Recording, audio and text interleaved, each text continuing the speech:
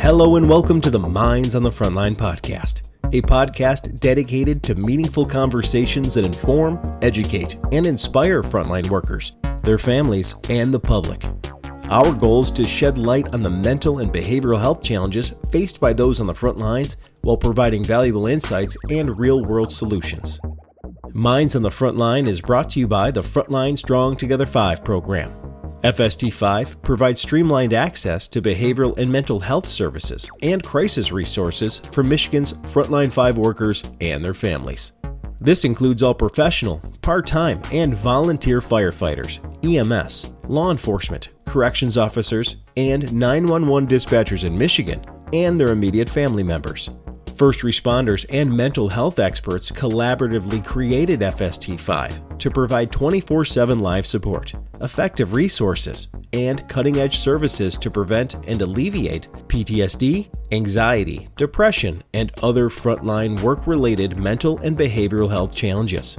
Need help now? If you are a frontline worker in Michigan or an immediate family member experiencing any crisis, work-related, substance abuse, depression, relationships, finances, or any other, reach out by calling 1-833-34-STRONG or go to fst5.org for more information. I'm Jeff Lassers, one of your hosts, and I'm a professional firefighter, paramedic, educator, and content creator. Minds on the Frontline is co-hosted by Mike Mattern, also a professional firefighter and paramedic. In addition, Mike is a peer support team member for his fire department and the FST5 program.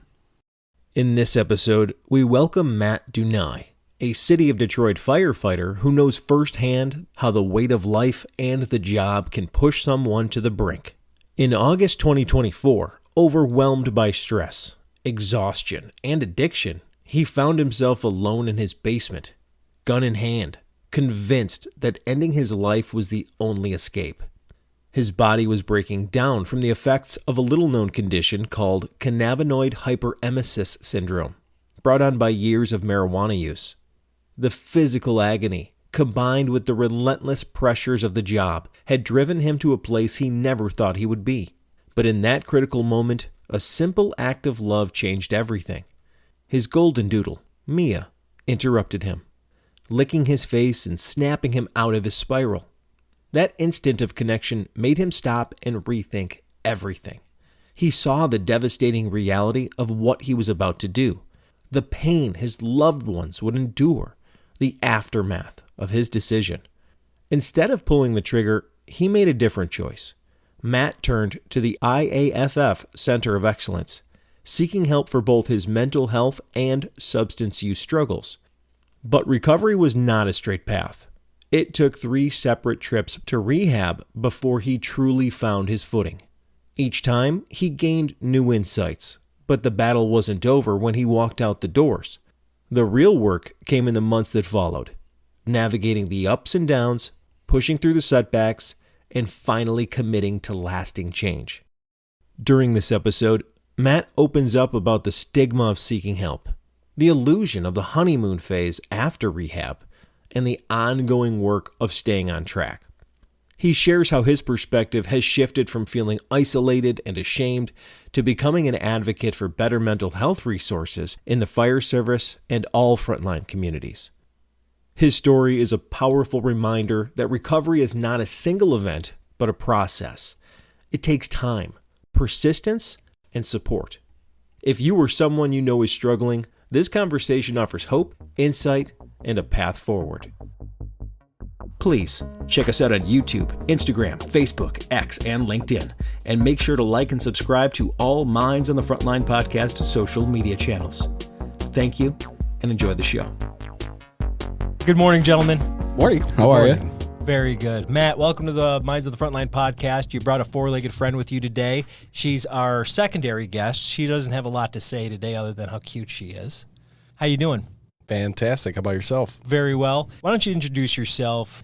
Hi, I'm Matthew Dunaj. I'm a Detroit firefighter, 36 years old. Been with Detroit for 8 years now. On the side, I paint and work at a golf course, Cherry Creek Golf Course. Avid golfer, of course, naturally. beautiful dog, Mia, 3 years old. Beautiful girlfriend. We've been dating for about 3 years as well. And I live in Chesterfield, Michigan. East Side guy. Yeah, Oh, yeah. definitely. Did you grow up on the East Side? Yeah, so naturally, we grew up off of Ross in 94. Okay. Okay. Yeah, really East All Side right. guy. Yeah, my father was a cop in Detroit, so that's where Neat. yep. There's certainly those times in our lives when, if you've ever been in any type of substance use disorder situation, where you're clean and you're focused and you're on it and you can make some amazing things happen. Yep. And it's really the problem of doing it over the long period without those dips being too long and being invasive on the long-term lifetime use of the stuff, right? Yep. And so we don't expect story to, be like this. It's one of these stories that you're going to see dips in every life, but you want to see the trending upward, and sometimes things can lead us astray of that trend going upward. Yep. And yours got so bad at one time that you found yourself in suicidal ideation and a near attempt. Is that Yep, correct? That's correct. So take us back to that. What was going through your mind, and how did our friend Mia pull you out of that in that basement? So my go-to is marijuana. Unfortunately, my body does not accept it like other people's do. Cannabinoid hypermesis syndrome is what it's called. Took me 10 years to even realize it was a big thing. So anyways, I was on a downward spiral with that. Had been throwing up for a couple days, sick, literally at my lowest weight I've ever been. And were you continuing to use through that, not knowing what you had, or did you know? No, I knew at this time. Okay. Yep. Okay. Yep. I knew probably for the past 2 years now. Like I said, I didn't think it was a real thing. Obviously it is. So I was in one of my episodes, and stress was all-time high, working hours all-time high. So I was just on the edge. Actually, me and the girlfriend just came back from a wedding. She had stayed. I left because I knew I was going to get sick. So I came home. I had about a couple drinks there, and the pain from this syndrome, whatever I was going through, was just at its peak. I was throwing up. I was on the ground crying, like, just stop the pain, stop the pain. I just did not want to deal with anything anymore. Life, the pain, everything, struggles. I wanted to take the easy way out. That's what I wanted to do, and I had made my mind up. So I went downstairs, grabbed my father's gun, and cocked it, and thanked the Lord that she's intuitive enough, whatever, someone looking out for me, whatever it may be. She came up to me and licked me in my face, and like I said, up until that point, I had made the decision. The decision was made. It was going to happen. There was no, well, what if? It was flat out, that was the plan. And she just snapped me out of it, just came to, and then I just was like, okay, that unconditional love brought me back, and then how's this going to play out? The girlfriend's going to come home. She's going to find me, pool of blood. The dog's licking my blood. Like, how's this going to go out with the family? How are they going to take that as well? And then I just mine started rolling. I'm like, that's not fair. That's not fair to them. It's not fair to me. And that's, yeah. So then the girlfriend came home, and I was just a mess. And she said, what are you going to do? And I said, take the gun to my brother's house first thing in the morning, get it out of here, get it gone. And then I'm going to call the Center of Excellence. I had been there before, and I said, I'm going to do it for me this time. Now, prior to that night, had you ever had thoughts like, this is what's, had it ever crossed your mind? Like, Never. okay. Never in my entire life. Not even an ideation, meaning a fleeting thought. Nope. And then all of a sudden, in the moment of all the built-up pain, and you're experiencing the nausea, the vomiting, and I think you're, and please tell me if I'm wrong, but projecting all of your problems onto this physical pain. Yep. But how we got there is really the root cause. 100%. Okay, and so you were just so far away from help that you were like, all right, I'm just done. It's the shoreline so far gone, I feel like I have to go. Good old Mia comes by. The light beacon comes on. You can see the shore. All right, we're okay. We can get back. Yep. All right, and you mentioned, like you just said, it's a buildup over time, 3 trips to rehab. So walk us to maybe how we got to all of that. We're kind of telling this like a Tarantino film in a way. We start off with, whoa, my goodness, and we're doing that on purpose here, I think, for our audience to understand what this led to. Okay. So how did we get there is my question. Marijuana is my go-to. That's how I escape. Some people drink, some people do other things. That's how I escape and get out of my head. And when did you start smoking marijuana? High school. And then when did you develop the hyperemesis? That would probably be my sophomore year at college. So I was about 19, 20 years old. Tell us what that was experience like. Was it a building getting worse and worse and worse? Like kids with, oh, hey, buddy.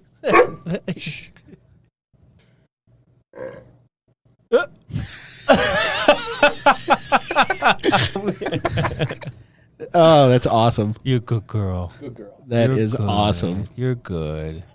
So since your sophomore year, you're using marijuana. Sometime in early college, sophomore year, you're getting the cannabinoid hyperemesis, which is relatively rare, but is a real thing. And so every time you use it or come in contact with it, it tends to make you pretty violently ill. Yeah. And I've seen this. But it takes a lot of that plus your genetic predisposition to kind of get to that. So were you using it as a crutch? Was this your way to escape, or was it just your party drug? When I first started, it was a way to fit in and kind of be part of the in group and, everybody drinking and doing drugs. That's what it was. Yeah. That's how it started. Sure. And then eventually over time it evolved to, okay, you need to get out of your head, all the stress you're dealing with, wanting to become a cop, thinking in the back of my head that's what I wanted to do, but that's what other people wanted me to do. So that constant of who you really are, and then while smoking just to be somebody else, to please everybody else, it was kind of just that, I don't know, that perfect storm that where eventually it just turned to that is what I would do to escape, and it was a crutch after a while.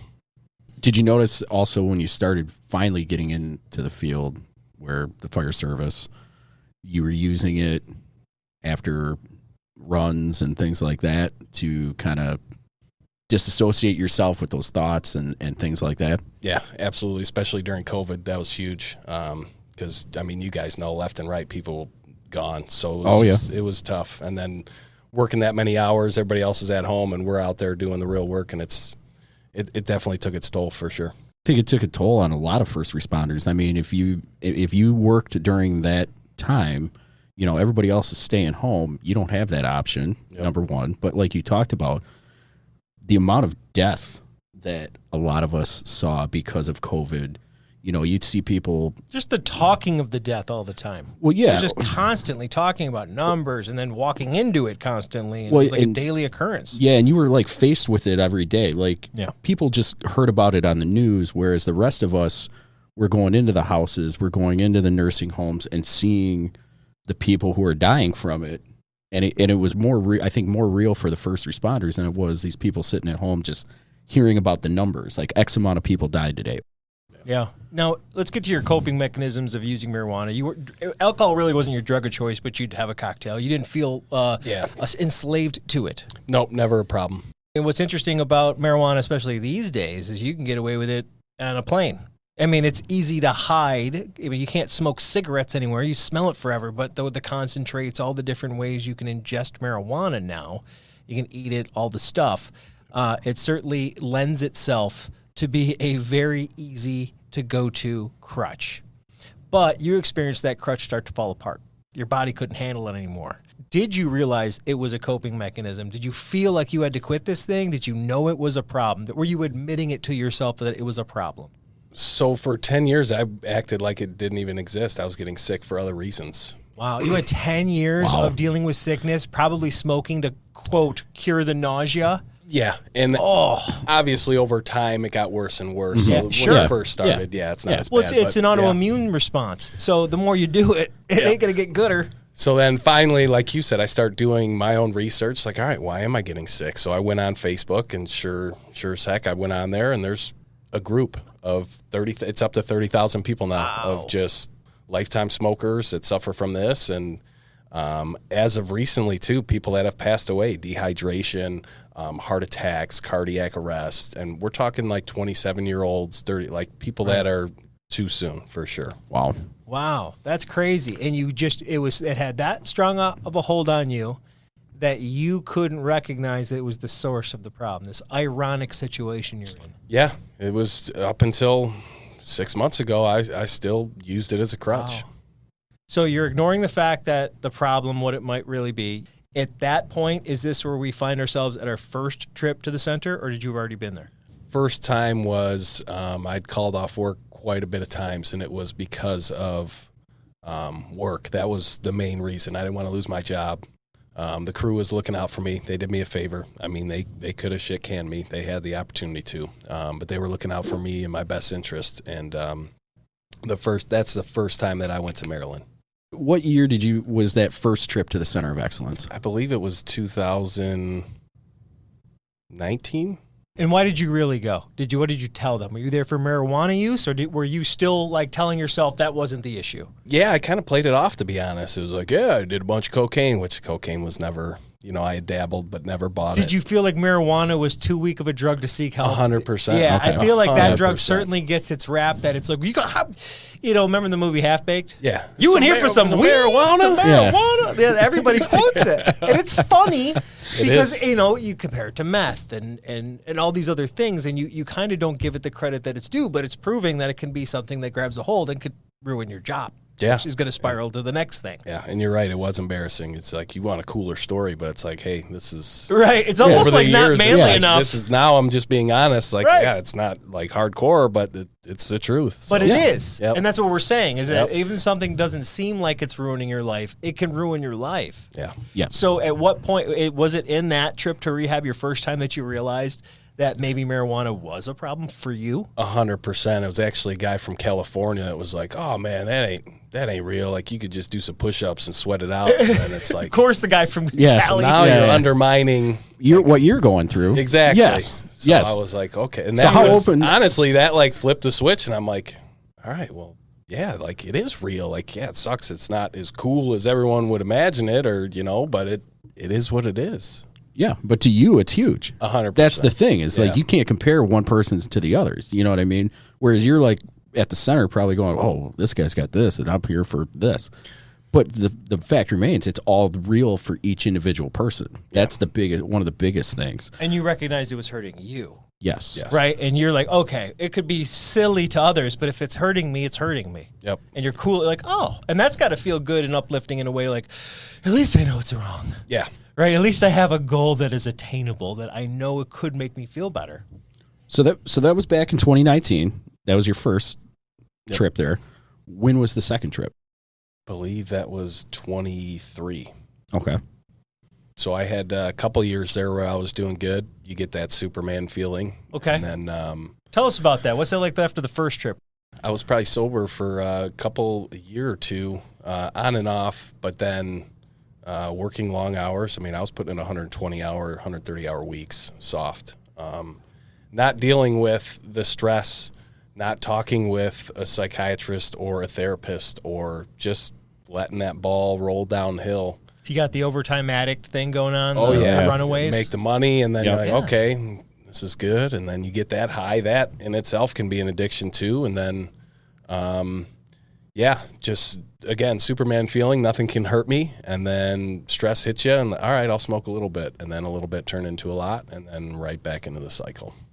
So now we get back to the third time, back to the center. For the people who may not have heard of it or have not experienced it, what was your experience there at the Center of Excellence? What is it and what isn't it? So the first day, just getting there, just actually picking up the phone and calling, there's a lot of doubt. I had got accepted, insurance had cleared, and hey, you can come. So there's part of me where it's like, I don't really need help. And then finally, once I got past that hump and got there, it's a little scary. But then as soon as you talk to the first person you see, welcoming arms, hey, I'm so-and-so from so-and-so, I've been working. I mean, it's just the camaraderie. And that's the biggest part of that is the people who make it, the people like me and you that are alongside you going through the process. Very welcoming, open arms. And then you start communicating with people and then realize like, oh, wow, like I do the same thing. Like you might drink, but I smoke. So it was absolutely, again, nerve-wracking, but then once you're there, it's like it's very enlightening. Therapy, family therapy, group sessions where, like I said, people are sharing they literally pouring their heart out. And it's, I hate to say a safe space, but it's just, we don't have to put that mask on. We can just take our jackets off and just tell the story how it is. It's like the kitchen table. 100%. Where you can just sit down and let it rip. Yep. You don't feel like you're telling a story. You're just kind of sharing. Yeah. Yeah.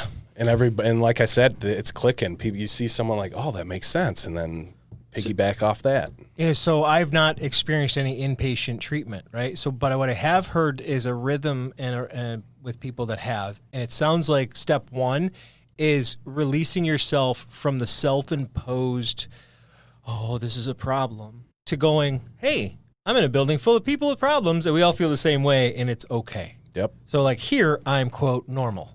or to the average Joe, if you will. Yeah. Or Josephine, right? So you're like, okay, now I can listen. And now I can sit in a group of humans and understand and be vulnerable with them that we're all going through something. That all people go through something at one time. And this is what we're going through. Okay. And you start to see this pattern of self-realization as to what's really going on in my life in these situations. Does that sound familiar in your experience? Yes, absolutely. Now, being at the center, and we talked, you've been there 3 times. Had you experienced other members there who had been there multiple times? Oh, yeah. Yep, absolutely. I was not the only, because I always used to say, 3rd time's a charm. And yeah. Right. And I think a lot of people think, when you're doing recovery, you're doing rehab, it's a one and done process. Yeah, but usually not. Oh, it's like a surgery. Yes, you think and of it like an actual treatment. I went in and got my arm fixed. Yeah, you're healed. Oh, Yeah. there we go. Just do a little rehab after. You heal the muscle, Yeah. you do a little work, and you're 100%. It's not that. Yeah. I wish it was, but it's That'd be cool, sometimes wouldn't it's it? not. It works sometimes for some people. Right. But other people, it might take you 3, 6, 10, 15. I mean, And that's okay. yeah, it is fine. It's not the fact of it takes that multiple times. It's the fact that you are going to continue to do it and follow that treatment process. Now, going through this, before you went to the center, before you went and did all these things, what were some of your misconceptions maybe about the center or seeking help? And when you actually went through it and got through the other side, how did those really compare? Well, it's always, we go back to stigma, like, well, what are the guys going to say and what are they going to think? And that's kind of what got me started with the whole smoking weed thing. Like, I'm trying to be somebody that these other people want me to be, and I can't even be myself. And that's reflecting back, like, the self-care, the self-talk, and the self-love.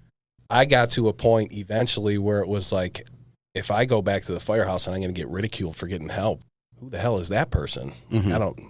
Why should I feel shame or guilt or try to keep that mask on? Like, this is me. And that was part of the enlightening part. It's like, once you can just be that vulnerable and let yourself out on the table, like, you can go ahead and make fun of me and say some jokes. Like, you can't hurt me. Like, there's nothing that can hurt me, because frankly, I don't care. You don't pay my bills. You don't satisfy me. Like, I am who I am, and I'm comfortable. When you can get comfortable in your own skin, like, that's, and I feel like that's a big part of the problem, is everyone's trying to be the tough, mighty, like, we can't carry that on our shoulders for as long as we think we can. Eventually, it's just going to break us down, and that's what had happened to me. And I've noticed a lot of guys that came back from the center have that confidence, right? I remember one of my buddies who went, he came back, and he came back with a T-shirt that said "Firefighter Sad Camp," and it had the like he wore it into the station, right? Hell yeah!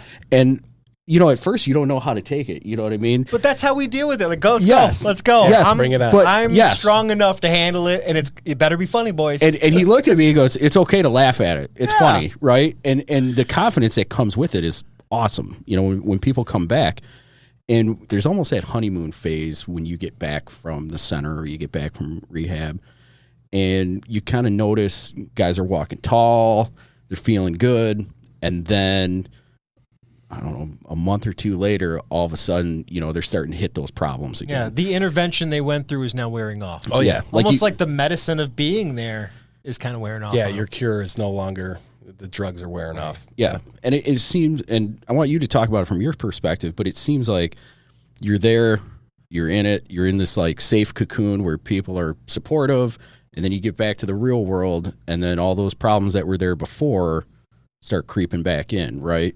How do you kind of deal with that transition period where, okay, I'm good, I'm coming back from the center, and then now all of a sudden life is back to life? Yeah, so the first 2 times I went, I came back, everything was nice and tidy when I came back. We don't want to talk too much about this. No stress. So everything was perfect, essentially. Sterile. It was sterilized. Yeah, everything's clean. Yeah. You don't have to worry about anything. Yeah. But that bubble, it's kind of tough to describe because obviously you're in a different environment, which is awesome for your health. You create better schedules, activities. But this third time, literally, as soon as I came back, there wasn't like the other times there was a honeymoon phase where it's like, okay, everything's glorious in this. And then eventually, the stressors hit, and then I was right back to where I was. Just failed miserably, probably worse than I did the time before.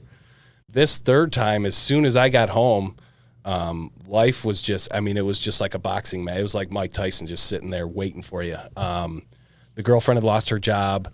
Just everything that could have gone wrong went wrong, and it was just I couldn't catch a break, and I had to go right into work. I couldn't take 2 weeks off. I landed Friday and I was back to work Monday. Like there was no honeymoon. It's welcome back to life.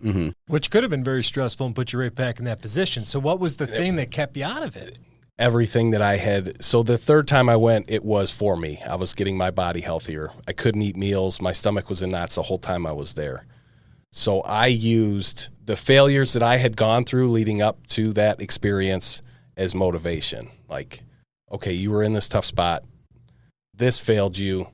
And that's what they wanted. They wanted you to fail. They wanted you to not get help and all this stuff. So I just flipped it on the script. I said, all right, I woke up, felt like shit. I went and worked out. Just said, all right, let's just make this my day. And that's how I was when I got home. Just take it right on the chin and just roll with it. Say right now somebody's listening who hasn't gone to the center yet, but's thinking about going to the center, right? Not only talk to that person, but what can their family do once that person comes back from the center to give yourself that best chance when you get out of that honeymoon phase? Always checking on people. It's good. Definitely check on them. But we all know when something's wrong. That's huge. But like always intake, well, what are you doing today? What are you constantly getting on somebody? I found that just adds more stress. Maybe treat it like a conversation rather than I'm for here sure. just to Hey, check you on look a little bit more stressed today. Like something you want to talk about? Can we go for a walk? Just different ways as opposed to, oh, what's on the schedule today? What are you doing? Are you going to? You got therapy lined up? Do you got this? Do you got that? It's like you said, more of a conversation. Like organic. You just want to have an organic, and you can say things organically like, dog, you don't look amazing. Do you need a hug? Yeah. You know what I mean? You look like you've been throwing up for 3 straight days. You right. Lost like Can I get you some water? Yeah, exactly. Well, let's be honest. Breath mint. We're gonna look at each other and be like, you look like shit, man. What's going on? For sure. You know what I friend mean? will. That's what I'm saying. And hopefully you're not so withdrawn to where your friends can see you. Yes. And you were such at work where they probably could not see you because you're going on a lot of calls. You guys aren't just hiding up there. Yeah. And that's the biggest thing is accountability. Yeah. Just know who your core group is. If you're afraid to go, just go. I was afraid both the first 2 times I went, but it was the best decision I ever made. And yeah, the support and having family members, therapists, have everything lined up. Like stick to a schedule. I'm not a big schedule guy. The girlfriend usually takes care of that, but that's one thing I got better at this last go around was cleaning and scheduling, and I hate both of them, but I do it way more often, and she loves me for it, I swear. No, you're not wrong. I'm married. So I will say that you probably, I'm going to go on a limb here and guess that your lifestyle is much less stressful if it's very well regimented. You know when you're going to the gym. Yep. You know when dinner is. You know when the dog thing happens. Because I'm the same way. Yep. And I get a little squirrely if you mess with my routine, which is weird that we got in our business because we don't get to schedule our emergencies, right? So it's funny, like we can't control when they happen. Yep. But we're kind of control freaks over how we feel when you disrupt our day. But I think that's because at work we have no control. Right. So when you're at home, that's when you have the control. Sure. And that's why we are so regimented because most days we don't have a schedule. But and more importantly, it keeps him on the good path to stay on the schedule. And I'm the same way. And I think a lot of people that want to lose weight feel the same way. If I just stay on my diet and I stay good and I don't veer at all, I'm amazing.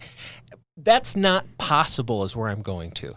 You can't stay on this perfect straight and narrow. But what I'm also seeing in you is you're recognizing the things you can control and the things you can't. You can't control parts of your schedule and how healthy you are outside of the job. You can't control the number of calls you go on, but you can control the workouts, the diet, the sleep, the relationship with your girlfriend and your dog, your family, all the humans in your life and the extended family. So does that kind of summarize the third trip, and your epiphany is recognizing that, the whole, what's the serenity prayer? Grant me this strength to control the things I can and know the difference between the things I can't. Yep. Yeah. And that's finally being me, like the person, like, okay, you're comfortable in your own skin. You don't have to, well, I'm into hardcore drugs. No, it's just weed. Relax. Just being honest with yourself. And I've noticed it with my family. They like being around me more. My nieces and nephews. Everything has just been so much better. And it's hard to describe that because I had done it 2 times before and everyone's like, yeah, good job. Everybody's proud of Uncle Matt. But then like actually doing it and then seeing it too, it's amazing. You don't need anybody to say it. You feel it. Well, you own it. I do it, yeah. Everybody's afraid to show the scars, but you own the scars. You know what I mean? And they respect you more for it. Yes, and I think that's what helps you move forward is the fact is you're not ashamed of them. You're not hiding them. You're not doing any of this. You're like, yeah, listen, here they are. Yep. This is me. I had to get these to get to where I'm at right now type deal. And it's owning your stuff, So it's safe to say your perspective has changed from early on of what mental health is and is not, right? Oh, for sure. So you went from feeling really isolated, alone, no chance of help. Literally, that's where you went from, to knowing there's help, getting help. So what needs to change in the fire service and in all the other frontline communities in order to make people know and appreciate the fact that if they do need help, they can get it? The feeling of weakness is just that, a feeling. Yeah, and kind of getting rid, I feel like we're making progress towards getting rid of the stigma of asking for help, which is great. I mean, compared to 20, 30, 40 years ago, we were offered things that our parents and parents' weren't offered. But moving forward, we're still not doing a great job. We can do a much better job. And that was my thing when I got back, like, all right, we need to push to get the guys more resources. And that's, for me, the more resources, like, why wouldn't you want your guys on the front lines with a handful of resources as opposed to here's 1 or 2 options? So in my case, when the one option failed me miserable, the only other option I had was 2. So it was like I would have had to found another way outside of that. But when you have 1, 2, 3, 4, 5 options, I mean, okay, this didn't work for me. Okay, this works for me, or maybe a little bit of both. It's the more like, why wouldn't you? It's like having more money. Why wouldn't you want more money? And we don't all need the same level of care. Some people need to go into inpatient treatment. Some people need once a week therapy. Yes. Some people need EMDR. Some people need a better diet because it's screwing up their brain. It's so individualized, but what you're speaking to is if we had true health care, we could mitigate a lot of these problems and help people thrive while they're working. Yep. Right? Not just into retirement and having a long, healthy life, but while you're there, you could be very, very vital to that organization and much more valuable to yourself, your family, and the community you serve. Yeah, and you can also help other people in the process. Right.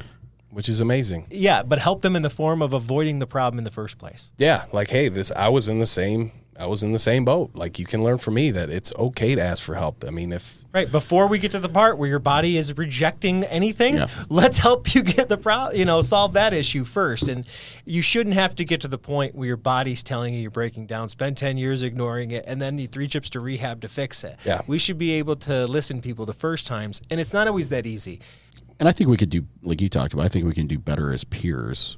Totally. Having those conversations. Just colleagues. Yep. You know what I mean? where you guys both touched on it. It's like, don't be afraid to go, hey, listen, I went through this. You know what I mean? And you see a guy struggling or you see somebody struggling and you're like, hey, man, listen, I dealt with this a couple years ago. This is how I made it through. There's options. So I think that us as peers, that's how it changes. You know what I mean? Like you coming on here to talk, that's huge. That wouldn't have happened 10 years ago. Nope. You know what I mean? Yep. Forget about 20, 30, 40, 50 years ago. That would have happened 10 years ago.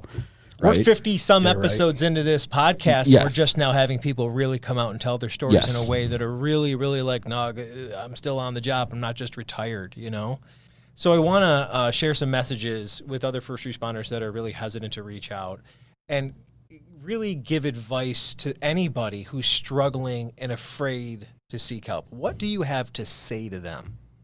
Ultimately, I would say it's okay to not be okay. everybody deals with things differently. It's all about perspective. You might have one call that just comes back and gets you. You might have several. It's actually dealing with it, because us as firemen, we tend to laugh things off, and that's the way to deal with it, which sometimes that does work, but also at times maybe it does not work. It is okay to talk to a therapist and just have a conversation, just to talk to somebody. I mean, can you imagine talking to someone that has nothing to do with your life and just talking, just having a conversation, just letting them know everything that you've dealt with in the past week? I mean, it's awesome. They're not judging you. They're there to help you. And then when you actually talk about it and it leaves and you can hear it, it's a whole different process. So if anybody's afraid to reach out, please never be afraid. I mean, I can't stress that enough. It's amazing and enlightening. Is it like most things were like, and I'm sorry to interrupt you, but is it like most things that the thought is worse than the action? Oh, for sure. Seeing Yeah. a therapist, sharing a fear thought, of the unknown. Naturally, like all of the things. Like you said, we try to control everything, so we play everything out in our head, and it's like, well, what if it goes? No, just pick up the phone and call. Don't even try to think about it. They're going to make do me it. do this, and they're going to make me do that. And I think maybe you can lend a hand to that. Does anybody make you do anything?